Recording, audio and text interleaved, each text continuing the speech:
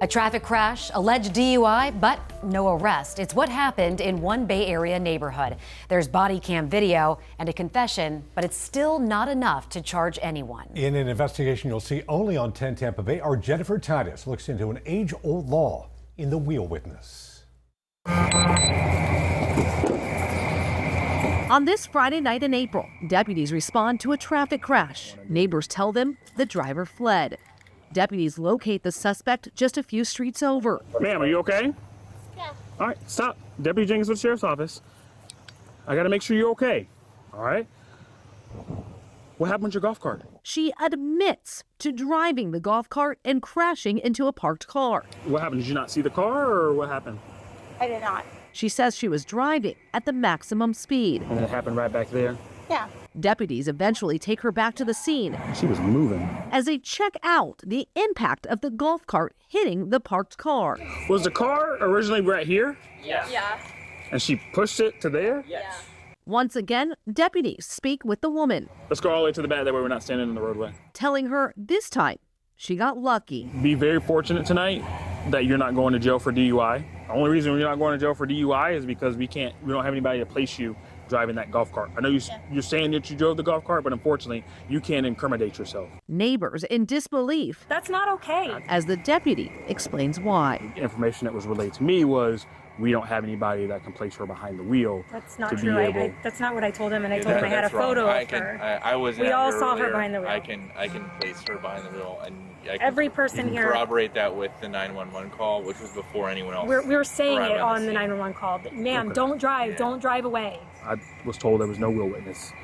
So because of that, whenever technically she's a suspect of, number one, a hit and run, and also a suspect of a possible DUI.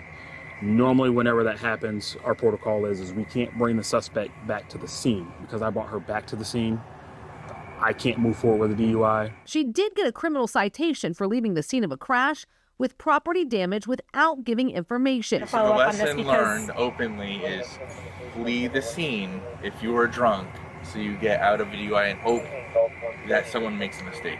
And it's not just a mistake. The criminal citation was also dropped. The state's attorney's office tells us that in all DUI cases in Florida, the defendant cannot be convicted without sufficient proof, independent of their confession, that a crime occurred, meaning there needs to be a real witness, someone who saw her hit the car. They say they didn't have that in this case. In a back and forth at the state's attorney's office, they sent us the jury rules and continued to tell us there has to be a real witness.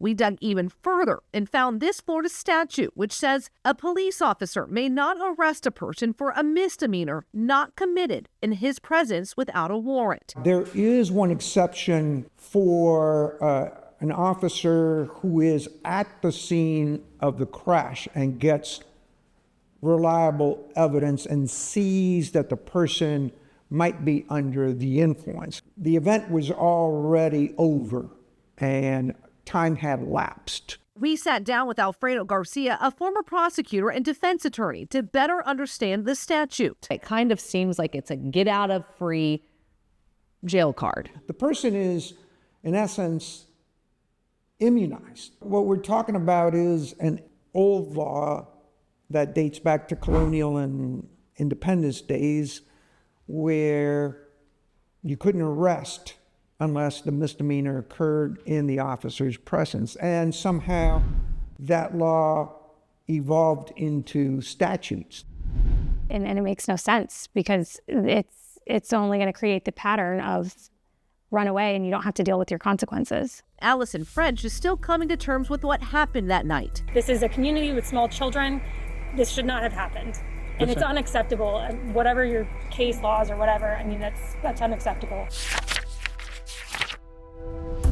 And she's hoping there will be changes, so it's the last time. I cannot believe that there's that big of a loophole that would prevent an obvious apprehension from taking place. It just makes no sense to me. And we did reach out to the Hillsborough County Sheriff's Office about the way their deputies handled this case. They tell us that as a law enforcement agency, its role is to enforce and operate under the laws and statutes that are created by others, not to establish or interpret them. We did reach out to lawmakers about adding any more traffic offenses to the list of exceptions in this statute. We expect an update soon because a lawmaker says she's working on this right now. Jennifer Titus, 10 Investigates.